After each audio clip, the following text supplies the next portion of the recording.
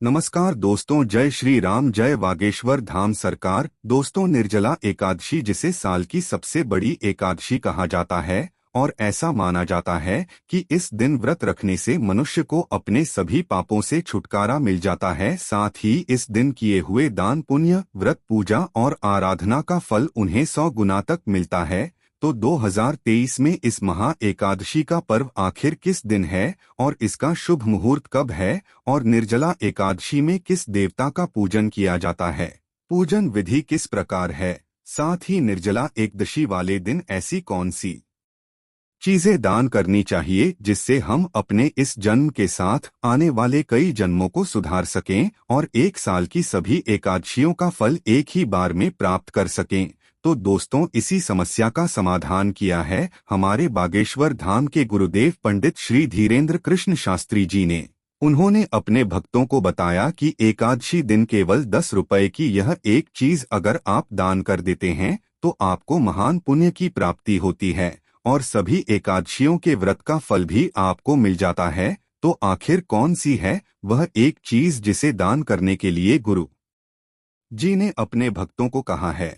अगर आप भी जानना चाहते हैं तो चैनल को सब्सक्राइब करके वीडियो के अंत तक हमारे साथ जरूर बने रहें। दोस्तों, स्वागत है आपका हमारे इस चैनल गरुड़ धर्मार्थ पर। आगे बढ़ने से पहले वीडियो को लाइक जरूर कर दें जिससे कि श्री बागेश्वर की कृपा आप पर सदैव बनी रहे।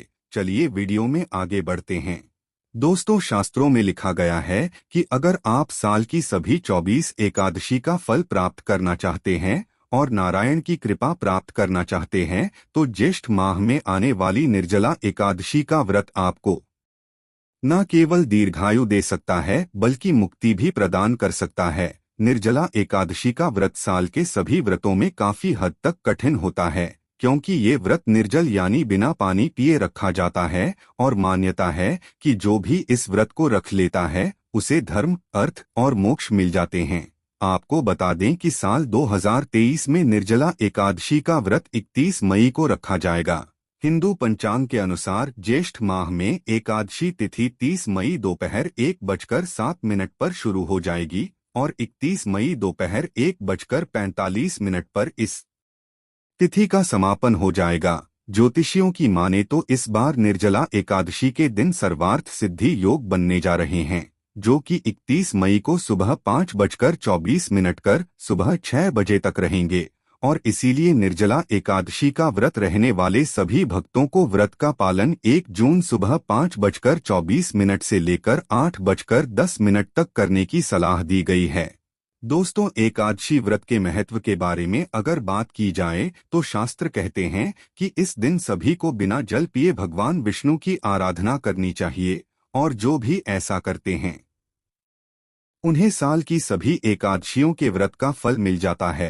शास्त्रों में यह कथा कि 5 पांडवों में से सबसे बलशाली भीम ने केवल इसी एकादशी का व्रत रखा था, लेकिन भूख और प्यास की वजह से वह मूर्छित हो गए और यही कारण है कि इसे भीम सैनी एकादशी भी कहा जाता है। दोस्तों, अब बागेश्वर धाम के बाले सरकार का बताया हुआ एकादशी का पूजन और विधि भी जान लेते हैं। तो गुरुजी कहते हैं कि ऐसे तो हम सभी को रोजाना सुबह ब्रह्मा मुहूर्त में उठना चाहिए, लेकिन जो लोग ब्रह्मा मुहूर्त में नहीं उठते हैं वह कोशिश करें कि निर्जला एकादशी के दिन ब्रह्मा में उठकर स्नान करके तांबे के लोटे में जल भरकर सूर्य देव को अर्घ्य जरूर दें और इस दिन सभी को पीले रंग के वस्त्र जरूर पहनने चाहिए और नारायण की पूजा भी करनी चाहिए। इसी के साथ जो लोग व्रत रहने वाले हैं उन्हें नारायण के सामने व्रत का संकल्प करना चाहिए और भगवान विष्णु को पीले फूल, पंचामृत और तुलसी दल अर्पित करनी चाहिए। लेकिन एक बात का खास ख्याल रखें कि एकादशी वाले दिन तुलसी को तोड़ना महापाप माना जाता है, इसीलिए आप एकादशी से पहले ही तुलसी तोड़कर अपने पास रख लें। एकादशी वाले दिन ना तो तुलसी पर जल अर्पित किया जाता है और ना ही तुलसी माता को स्पर्श किया जाता है। इस दिन नारायण और लक्ष्मी की साथ में पूजा होती है और इसीलिए सभी को लक्ष्मी नारायण के मंत्रों का जाप जरूर करना चाहिए और अगर आपने व्रत का संकल्प लिया है तो सूरज ढलने तक जल त्याग देना चाहिए और इसी के साथ इस व्रत में अन्य ग्रहण और फलाहार भी नहीं किया जाता।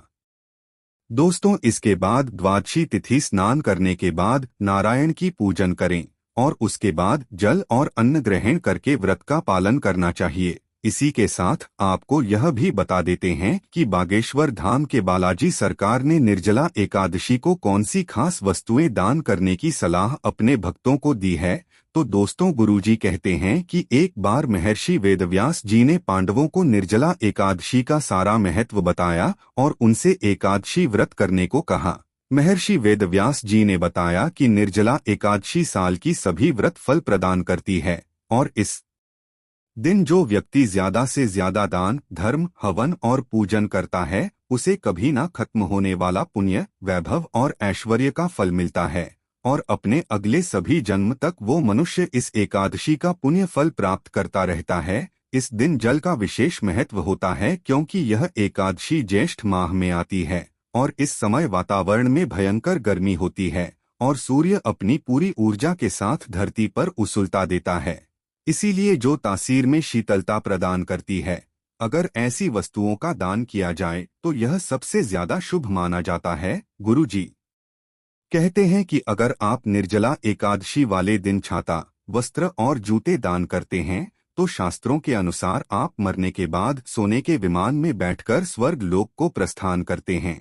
इसी के साथ निर्जला एकादशी पर जो व्यक्ति गर्मी से बचाने वाली वस्तुएं जैसे कपड़े आदि दान करते हैं उन्हें स्वर्ग लोक में जाकर सब प्रकार से वस्त्र और आभूषण पहनने को मिलते हैं। इसी के साथ निर्जला एकादशी वाले दिन खीरा, ककड़ी, खरबूजा दान करने वाले व्यक्तियों की सभी मनोकामनाओं को स्वयं लक्ष्मी नारायण पूरा करते हैं। इसी के साथ जो लोग इस दिन जल का दान देते हैं और गरीब लोगों को मीठा और ठंडा शरबत पिलाते हैं तो ऐसे लोगों को महान पुण्य की प्राप्ति होती है और 1000 अश्वमेघ यज्ञ के बराबर पुण्य फल मिलता है। दोस्तों, गुरु जी कहते हैं कि निर्जला एकादशी वाले दिन गाय की सेवा करना भी आप फायदेमंद हो सकता है। इस दिन शास्त्रों के अनुसार गाय को बिना नमक की रोटी पर गुड़ रखकर जरूर खिलाना चाहिए। ऐसा करने से इंसान को उसके सभी पापों से मुक्ति मिल जाती है और उसे धन, दौलत और ऐश्वर्य मिलता है। इसी के साथ गरीबों को अन्य वस्त्र और बिस्तर दान करने